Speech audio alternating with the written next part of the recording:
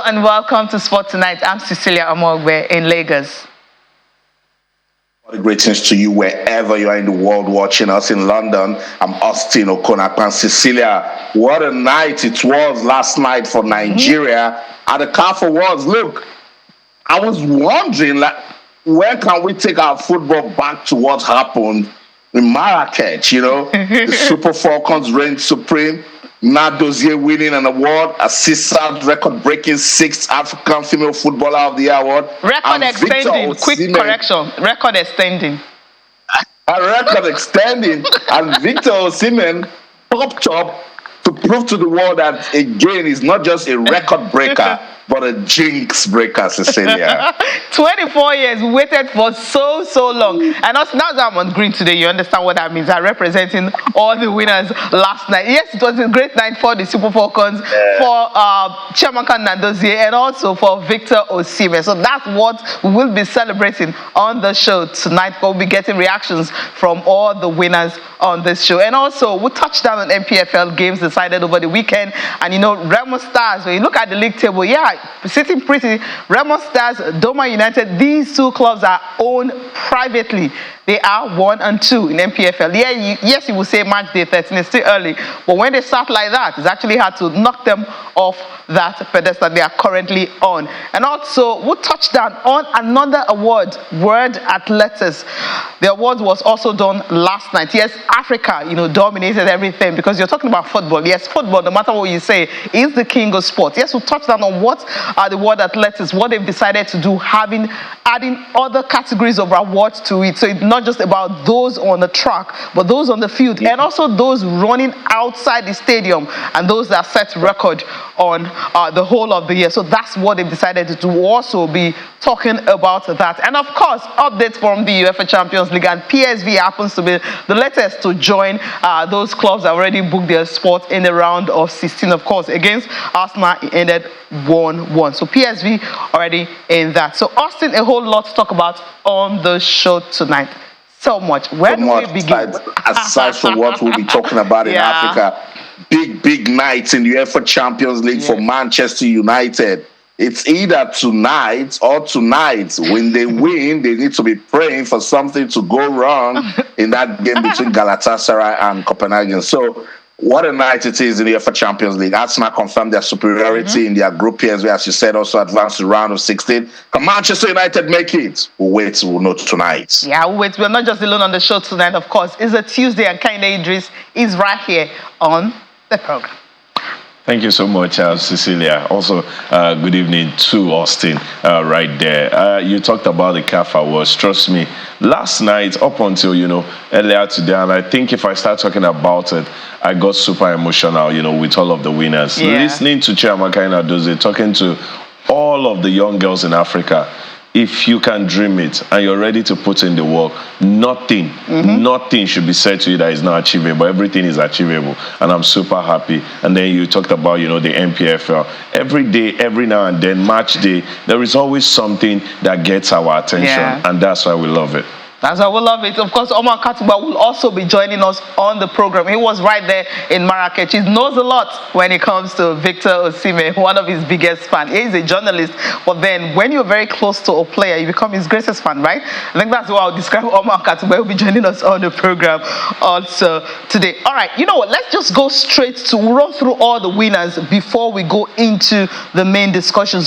Those who won on the last night in Marrakech. And the important thing about this award is the fact that you have all the superstars were actually right there. When I talk about all the superstars, former players who won it and those who also intend to win it. But I just run through the full list of the award winners, starting with the Player of the Year, of course, Victor Osimhen from Napoli, Nigeria. Player of the Year for Women, Asisat Oshoala, the 6th time, record extending 6th time. Interclub Player of the Year went to Percy Tau of South Africa, who plays for Al Ahly. You know the reason, because they won the Champions League. Interclub Player of the Year for the Women, Fatima Tagnoa of Morocco. I thought it was going to go to Mamelodi Sanders player, but somehow he went to Fatima. Let's flip over to other awards on the night. The Coach of the Year for men, Valid Ragoge. This was no contest about this one, but Ellis, I don't know.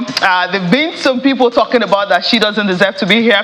Yeah, but she won the Coach of the Year for women, South Africa. Goalkeeper of the Year for men, Yassine Bono. Of course, this one, there's no doubt about that. He's now playing in Saudi Arabia. Last year, he won the UEFA Cup with Sevilla, and also, you know what Morocco did at the FIFA World Cup. And Goalkeeper of the Year went to Chamaka Nnadozie, plays for Paris FC, Nigeria. And Young Player of the Year for men went to Lamine Camara of Senegal, plays for men. And Young Player of the Year for women went to Nassi El Chad, Morocco. She plays for Lille. You know what she did at the World Cup. And National Team of the Year for men went to Morocco. No doubt about that. National Team of the Year for women, of course, is Nigeria. And that's what we're saying. Nigeria won big on the night. Club of the Year for men, Al Ahly of Egypt, Champions League. Club of the Year for women, Mamelodi Sundowns of South Africa. They also won the women's CAF Champions League. All right, so let's get into this before Omar Katuba will join us. Now, we're going to start off with Victor Osimhen. Now, how do you describe a player like that? Because when it all started, I mean, when the name started rolling in, people were already talking about, you know, Victor Osimhen was going to get it. When I spoke with Victor Ikmeba, who won it for 1997 or 1999, you know, before Kanu Wanko won it, you know, Prince of Monaco, he talked about the fact that he was looking at two players, working at Yassine and Victor Osimhen. And when the final three came out and there was no Yassine, of course, we knew, yes, obviously it's going to be Victor Osimhen. The goals he scored, breaking that jinx for Napoli. That alone is something. And the qualifiers for, I know, Nigeria qualifying for the Nations Cup, 10 goals, the highest goal scorer, you know, for the qualifiers for the Nations Cup. So much more about Victor Osimhen. So much more. Already, people around the world who are not from, especially Lagos, are already tweeting, going on their search button to know where Olusosun is, because Olusosun was made popular yesterday. Everybody was Olusosun this, you know. I have a friend who stays in Canada who said, yes, I stayed in Lagos, but where is Olusosun? I'm like, okay, I'll tell you. Olusosun is Victor Osimhen. But it's a beautiful one.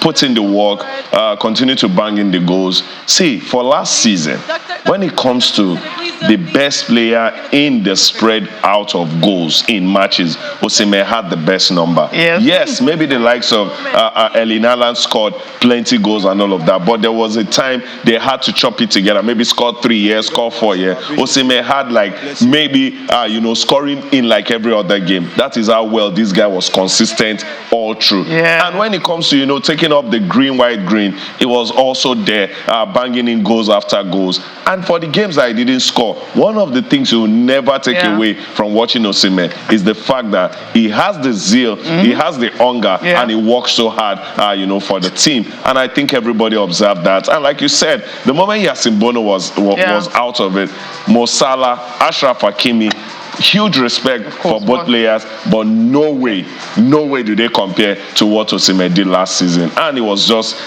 beautiful when his name was pronounced by Patrice Motsepe. Something just, as much as I had the feeling that he would win it, something just engulfed me the moment his name was pronounced. It was more than beautiful. It was more than beautiful. It was nice. Austin, I know you want to chip in something before Omar Katuba is ready to join us. Okay. Austin, you want to chip in something before Omar will be ready to join us?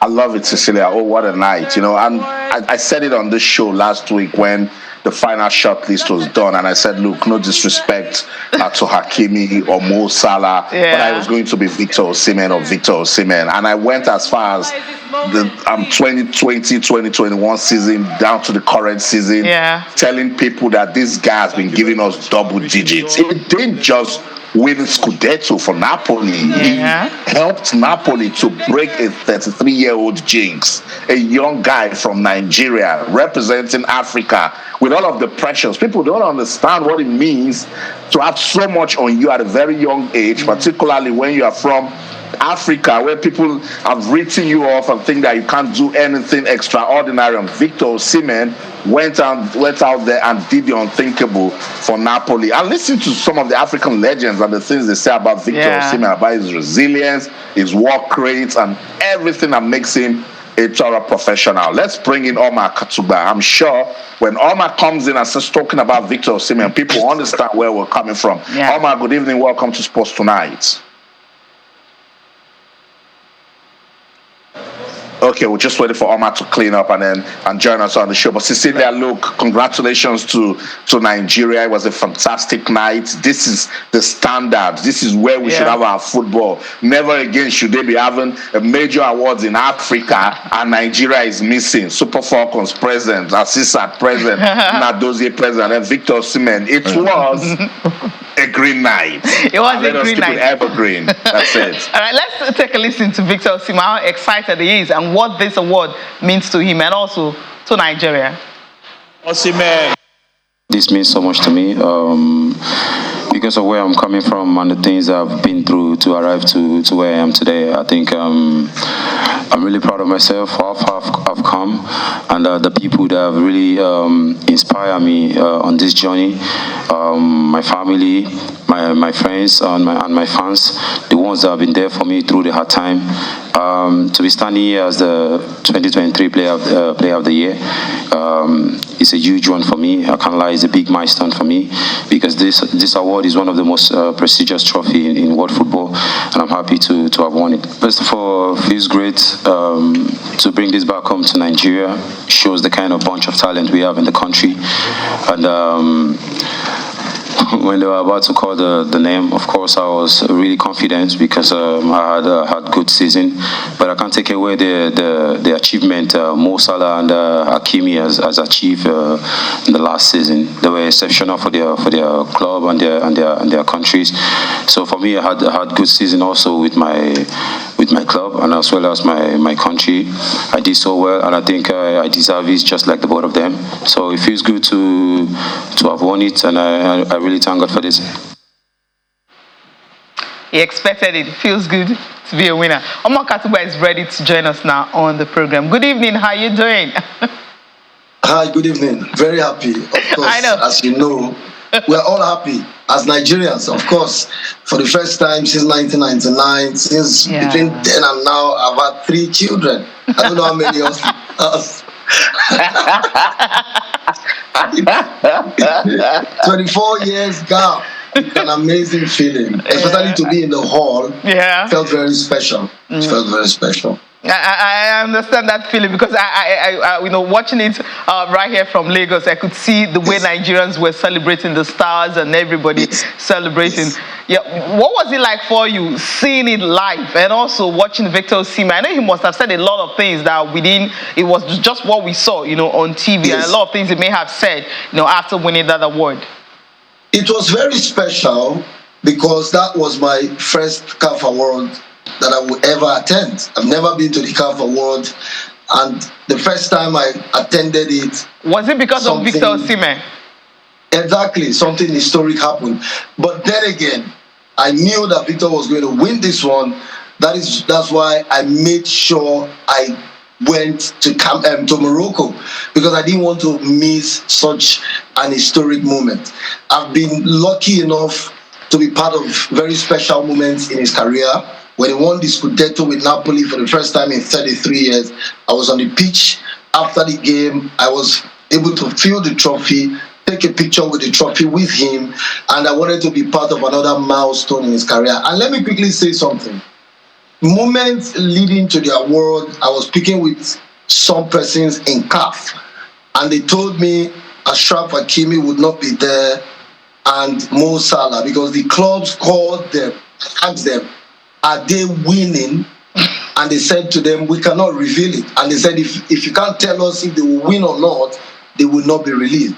And the moment they confirmed to me that Hakimi and Salah were not released by Liverpool and PSG, I knew that Nigeria had won this one, because Victor had come ready with a whole team, over 11 people in his entourage. In fact, the CAF guy told me that Victor needed to come with about 13 people. They needed more IVs. They sent a big private jet because he knew that, okay, not that they told him, but he had that confidence that I think that this is my award. And when he arrived and I saw that there are no other 2 nominees, I said, no, this one is done and dusted. Paris is not far away from Marrakesh. Yeah. It's closer to Marrakesh than even Napoli. It's closer to Marrakesh than even Frankfurt, where I traveled from. They couldn't allow Hakimi because they had been told, we can't guarantee you he's winning. And PSG said, if he's not winning, just forget about it. So it was almost clear from the beginning. Yeah, I think Austin. Yeah, Austin. Yeah, what a night, Omar Katuba, you know. And when you take a look at Victor Osimhen and his progression and everything he has, shown the Niger spirit, telling beautiful stories. How much do you think winning this CAF Awards can do for his career? It will do a lot. First thing first, it puts him up there as more or less the first Nigerian football superstar after the likes of JJ Okocha, Kanu Nwankwo. Many years ago, the JJ Okochas of this world would cause a pandemonium on the street of Lagos. That doesn't happen anymore for our footballers. But Victor Osimhen is gradually, earning that respect as a real footballing superstar from Nigeria. These days, the music stars are now becoming the real icons of Nigeria, the cultural icons of Nigeria. The footballers today are just footballers. But Victor Osimhen is gradually becoming that real Nigerian footballer that will become not yet a global super. Okay, let me not cause controversy. He's a global superstar already. And winning the CAF Award, put him, in that place of pride as an African footballer that is recognized as a star across the world, and a huge legacy for his football career. That is. Awesome. Love it so much. And let's talk about, let's not make it only Victor Osimhen, Asisat Oshoala, Chiamaka Nnadozie, and even the Super Falcons. Omar, before you joined the show, I said this is the level where Nigerian football should be. Do you agree? I completely agree with you, because Nigeria calls herself the giant of Africa. And in football, we are supposed to be, dominating. Because if you look at the pool of talent Nigeria has, we have no business struggling as a nation in Africa. As a matter of fact, it's unbelievable that this feeling we've not had this feeling in 24 years. A country as huge as Nigeria. And if you listen to Asisat Oshoala's speech, she was speaking to the continent of Africa, but I was basically bringing it down to Nigeria. We can become the best and the biggest African footballing nation if we put our house in order. What we saw yesterday is a testament to the fact that if we do the right things, we'll churn out more Osimhen's, more Asisat Oshoala's, more Chiamaka Nnadozie. And like they know, even these girls, they made reference to the fact that we can do better, especially the way we treat our female footballers. Look at the pride these girls have brought to Nigeria, individually and as a team. So this is where we should be, and this is where we should actually stay going forward. Just to mention, before I hand over to Cecilia, right away, Victor Osimhen is back in Napoli. Yes. He's in the lineup for that Champions League match against Braga. And Napoli just took the lead as an own goal, but Victor Osimhen is right there representing Nigeria. Let me just chip this in. Victor arrived on the day of the event and left immediately after collecting his award. Immediately. The private jet was waiting to whisk him back to Napoli. Immediately after. All right, good. Yeah, I know you want to chip in something before we go on this break. Just a quick one on Asisat Victor Osimhen. A quick one on Victor Osimhen won Italian Sportsman of the Year. Yeah. He had carted the award. Also, Italian Sport Writers Footballer of the Year for the Serie A. That tells you this man is well revered by so many. For Asisat Oshoala, there is nothing more to be said. 6-time winning African Footballer of the Year. This is the Lionel Messi of African football when it comes to women, or probably when it comes to football in general in Africa. She just continued to painstake everything, right. And she plays for Barcelona. Last season, she was 21 goals in 28 games. And this season, despite injuries, 5 goals in 7 matches. But we need to go on a break. When we come back, we'll continue on Sport Tonight on all other platforms. But on DSTV, we will be having Inside Niger Delta. Stay with us. All right, welcome back. Let's listen to Asisat Oshoala after our award last night. This is a night of Thanksgiving for me, because 1, 2, 3, 4, 5, 6. I mean, it's not because I'm that good. It's because I've had like good teammates. I have good teammates. I have good people that I'm working with, and of course, people who dedicate their time to make me better every day. I just want to appreciate everyone who's been part of my journey, and everyone who's gone out of their way to make me a better player and to make me a better person today. For me, I'm so happy and grateful to be here today. And I also want to say a very big thank you to all the Nigerians, to my teammates in Super Falcons, also the coaches, also my teammate in France, Paris FC. I really want to say a very big thank you for all the encouragement and support, because I wouldn't have made it to this stage without you guys. I think it's not just about me standing in goal, stopping all the balls. I think the goalkeeping starts from the striker, because they try to defend the balls from the up front to the middle to the defense before the goalkeeper. Thanks for everything. This award is for you all. I really appreciate it.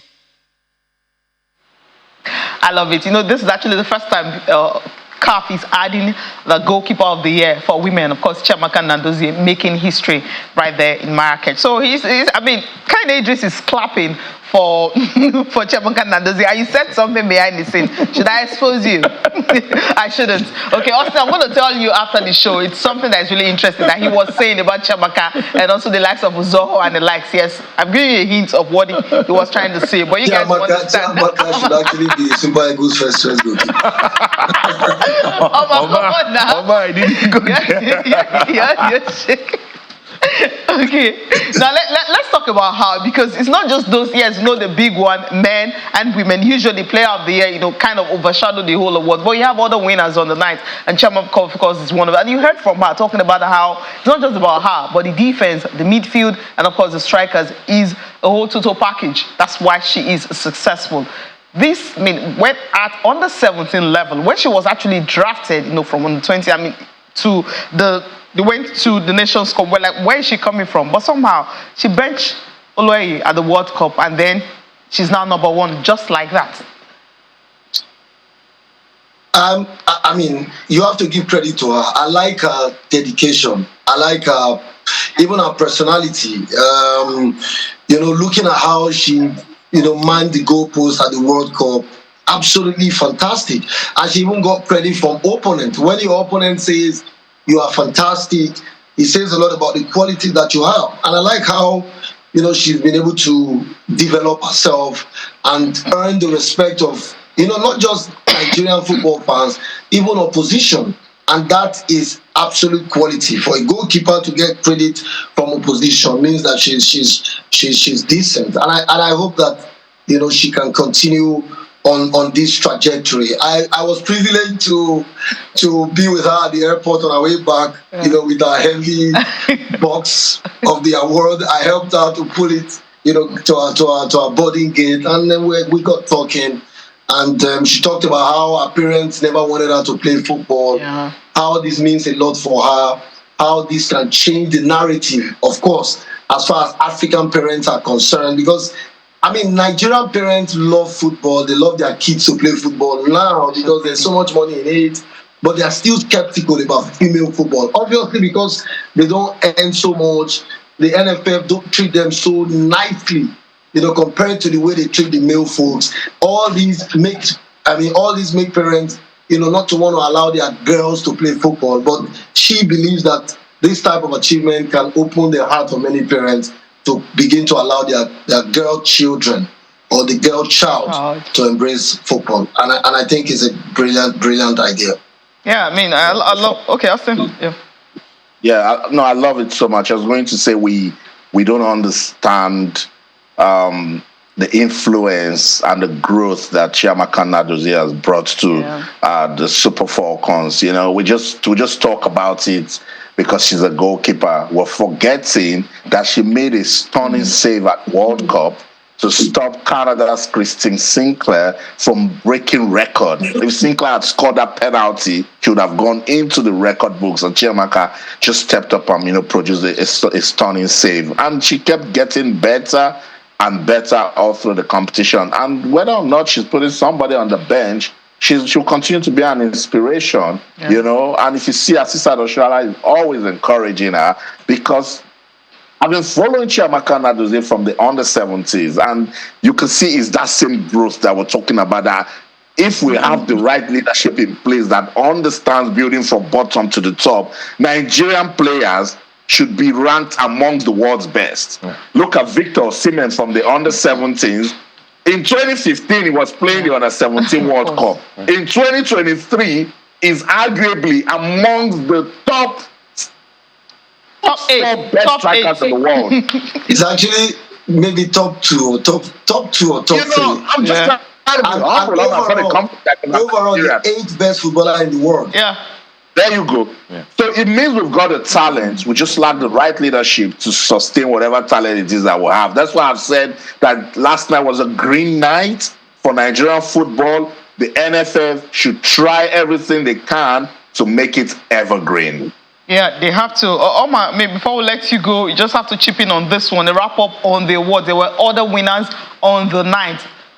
You say all of them deserving. Of course, the Super Falcons of Nigeria, the national team of the year. Maybe if the Super Eagles had been able to put themselves together, qualify for the World Cup, and play at the World Cup, get to the quarterfinals, semi-finals, maybe we'll also be celebrating them today. But hey, that was not to be. But then, I think the beauty about that is the fact that CAF decided to use, players who won it, former players. Precious Dede, for instance, handed over the award to Chiamaka Nnadozie. That was a beauty right there. And you also have the first time we had a double-double where Kanu Nwankwo won it, and also Mercy Akini also won it that same year. She handed over the national team of the year to the NFF president. That was a beauty that Patrice Motsepe, the organizers of CAF Awards, have decided to bring into this particular award.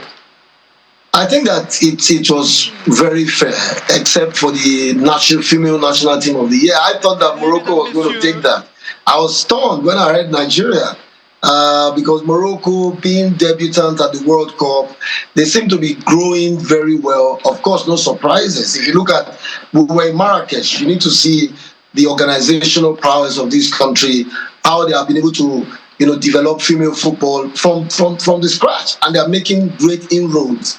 I thought that they were going to be rewarded with that, but anyway, the Super Falcons winning it was all well and good for me as a Nigerian. So, but overall, it was beautiful. I like the award categories. I think that they were fair.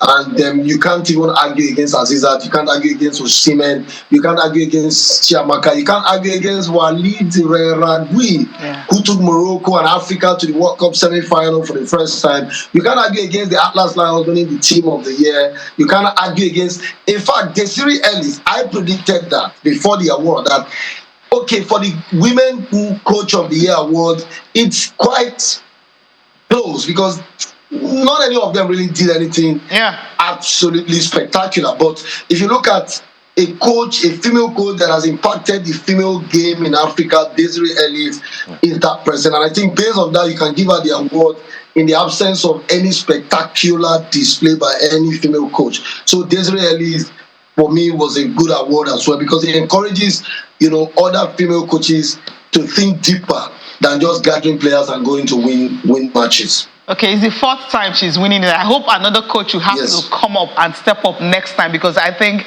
she really doesn't deserve it. We're looking at 2023, and you're looking at from December to now. If you're looking at that from that particular perspective, I don't know, maybe I would have given in to the coach of Mamelodi Sundowns because of the CAF Champions League. That's what, I would have done. But hey. Yeah, but maybe because also the year they won that CAF Champions League. Yeah, the CAF Champions League just ended. Yeah, it just ended. So maybe it wasn't included. It just ended, It just ended. And then what they have done is for next year. Okay, all right. Yes. But hey, but they won Club of the Year. See? Yeah. So tell me, how do you balance it? Because I feel that they also wanted to just compensate them, because that achievement should line up for next year, not this year. Okay. I had that debate with someone in the hall, that why Mamelodi Sundowns. But anyway, sometimes you always have these, gray areas. All right, I want to thank you so much for joining us on the program. Yeah, all right. Always a pleasure. Thank you so much. Okay, I think we need to wrap up the awards right now. Just 30 seconds.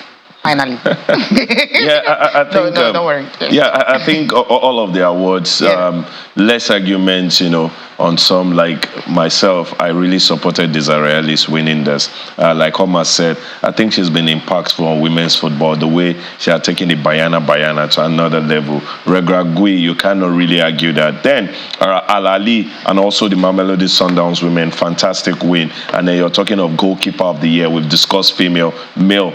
Yasin Bono, any day, anytime. And also, probably the team of the year for women.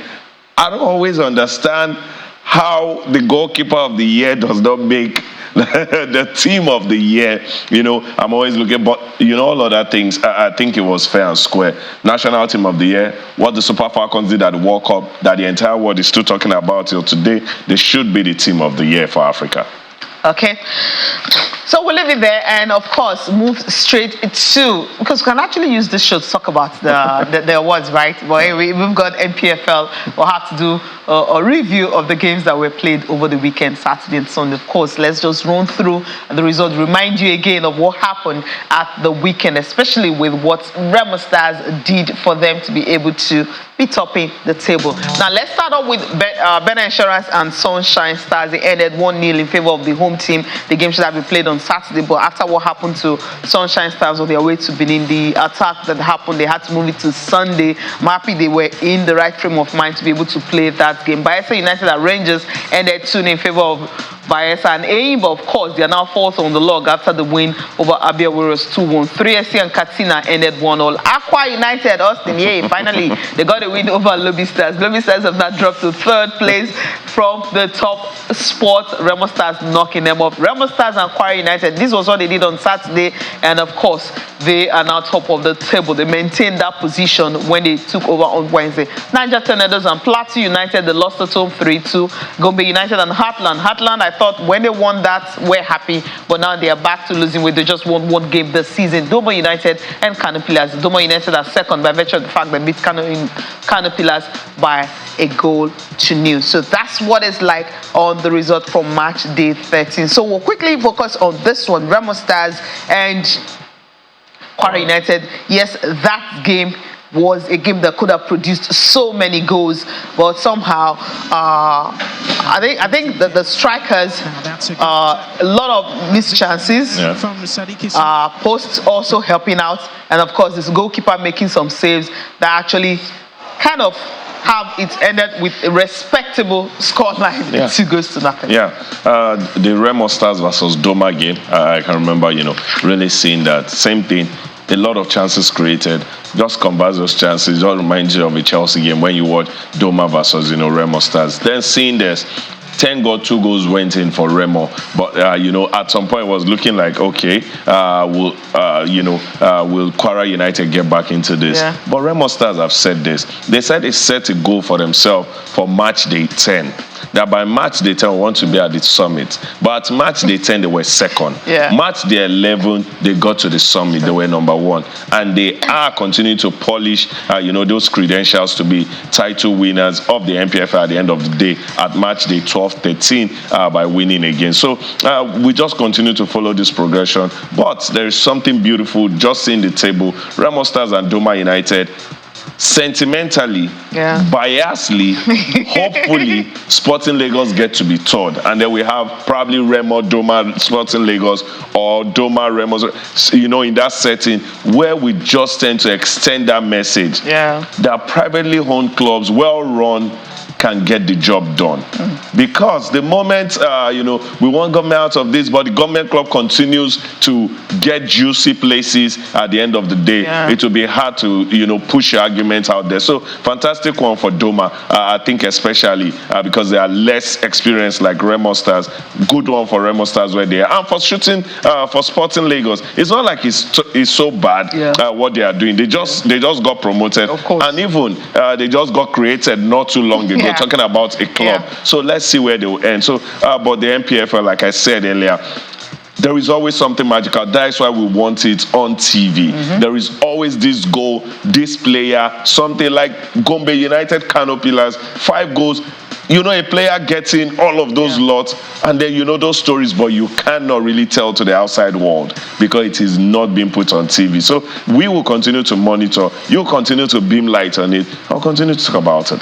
That's what it is. Let's just go to Austin, London. Let's just take a look at what the table is like right now. Remo Stars, as I mentioned earlier, are top of the table after 13 matches, 8 wins, 2 draws, and 3 losses. And that's why they're on 26 goal difference of 10. And that's big. Doma United, of course, just second on the log up. Remo Stars just a point above them, but they've drawn more games and lost 2, winning 7. Lobby Stars are third.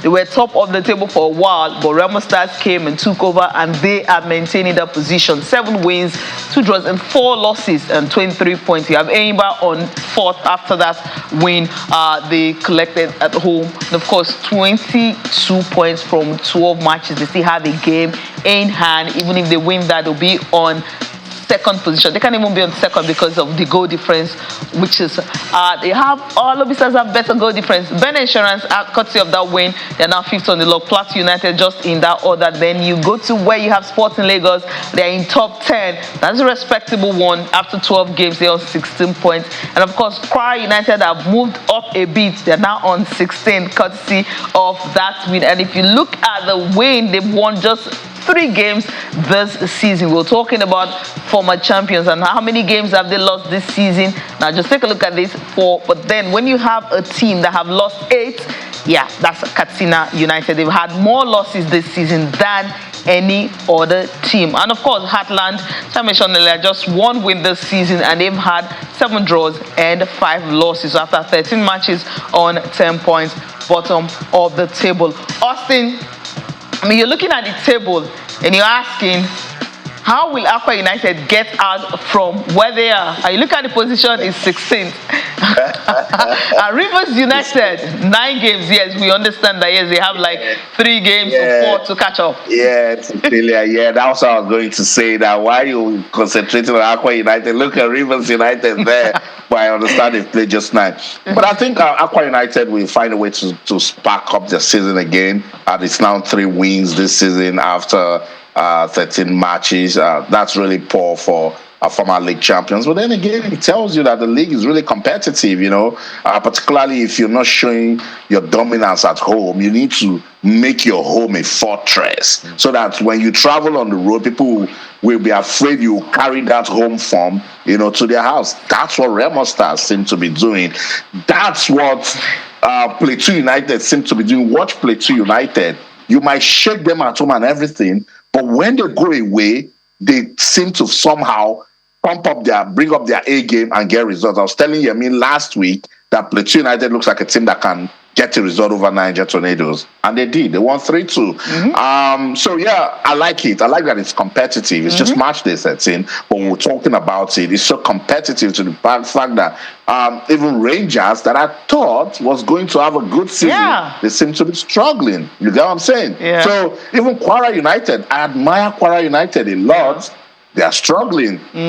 Abia Warriors, they're a team that when you expect them to get some results, particularly with the Oriental Derby, they turn up. They didn't win that game against Enyimba. And now look at Doma and the consistency that they've shown. They've lost the least amount of games. They've lost just 2 games this season. Even Remo, that is on top of the league table, they've lost 3 games this season. It's competitive. That's what we want for league football in Nigeria. And that's why I like the fact that every time we talk about this thing, we commend people who are trying so hard to put it on TV. You know, one day I was going to take the train, and then one guy met me, said, "How do you talk about the Nigeria Premier Football League and you live in London?" I said, same way I see journalists in Nigeria talk about the EPL and they've never traveled to England, because the game is out there for them to see. So I can sit down in the UK, monitor things, and in my case as a broadcast journalist that know most of these players, coaches, I can just call them and I get my information. I was like, wow,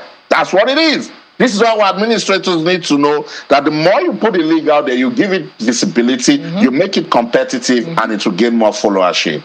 That's what it is, and that's what it's all about, talking about NPFL. from my producer right there, Victor Osimhen just scored. I mean, that's a good one. I mean, when Omar Kasper mentioned that it was on the bench, was going to dress up for the game, we're like, okay, he just flew in last night. But he has scored a goal, and of course, you have Napoli leading by 2-0. They need to win this for them to book a spot in the round of 16. And Victor Osimhen, fresh from Marrakech, Morocco, got to Napoli and had to do what he knows how to do best, scoring goals. Okay. in the words of Victor Ikwema, he said, when I returned to Monaco, they were calling me King of Africa.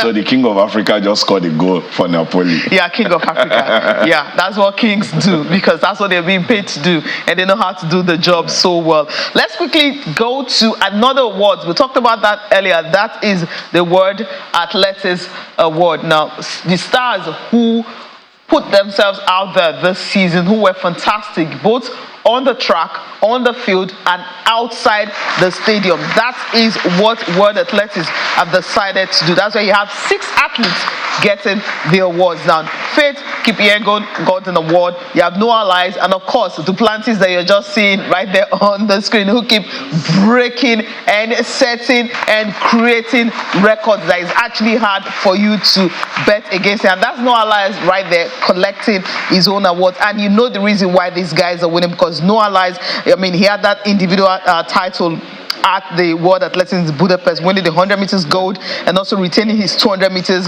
title before the 4x100 meters that the US won. So like, it was all good all through right there in Budapest, and that's why. Now, this is the lady of the night that we all have been talking about, Faith Kipyegon of Kenya, 1,500 meters and 5,000 meters. I mean, who does that? That was what she did, you know, right there in Budapest. Record that she created, becoming the first one to win both the 1,500 meters and also the 5,000 at the World Athletics Championship. And that's why she got this one. Yeah. Cecilia, I usually say it, and I say it anywhere, with all boldness. I'm a Nigerian through and through. Wherever I found myself, I'm never hiding that fact. But there is something that pains me, you know, like every other time. I ask a simple question. I've asked from the street, I've asked from colleagues, I've asked from family. What sports can Nigerians anywhere in the world beat their chest and say, this competition is about to start, we'll conquer the entire world? The Kenyans, when it comes to long distance, any Kenyan anywhere in the world can beat his or her chest and say, Kenyan male, Kenyan female is going to conquer the world, is going to clinch this title. Whether it's the half marathon, full marathon, steeplechase, any of the marathon, 1,500 meters, 3,000 meters, 5,000 meters, they will clinch. And that is where they've taken this to. It takes conscious build for them to get to this place. It takes a system created, and that's what Aziza Toshola was talking about yesterday. Omar Katuba said, I narrowed it down to Nigeria. Aziza was talking about Africa. Let us do something where we, as Nigerians, as an average man on the street, whenever this sport comes or this sport, we'll just beat our chest and say it's our team or it's our sports athlete is going to clinch this. She's going to clinch this. Yeah, Austin, let's quickly wrap up with this one. I mean, the World Athletics, where you have 2 Kenya, the women's track, Faith winning that, and of course, men outside stadium, Kevin Kuptum, also of Kenya, you know, winning the marathon outside of stadium awards. Wrap up with this one. I just corroborate with everything Kayode just talked about. It's a clear testament of the work that Kenya seems to have put into the athletics. They are not just only known for the tracks now, they are even doing it with the field. Remember when Wilson Yego became Olympic champion with javelin, you know, they are working. It means you have to put in the work. It's what you sow, you will reap. And I like the fact that the World Athletics, they're looking beyond just the track and field. They're going out to even honor those people who are doing things like the road runners, the marathon runners. And that is very, very important. So congratulations to all of those who won. When we talk about athletics these days, it's difficult to, you know, bring Nigeria into the conversation unless we're talking about Toby Amuson or Ese Brume, and maybe to an extent for Philly. But we'll see if our leaders will try to change that. Before we go, quick updates in the UEFA Champions League. The game between Manchester United and Bayern Munich is still goalless, but United showing some intent. They're showing they want to win this one. Harry Maguire has just been substituted. He picked up an injury. He's been replaced by Johnny Evans. Manchester United need to win and hope that something goes wrong in the game between Galatasaray and Copenhagen. That's the show. In London, I'm Austin Okonakwa, and in everything you do, remember, let's keep talking sports. Bye for now. Ken Idris, it was nice doing this with you again. It was beautiful. Congratulations to Nigeria once more. Thank you so much for watching. I'm Cecilia Mogbe. Have a good night, right?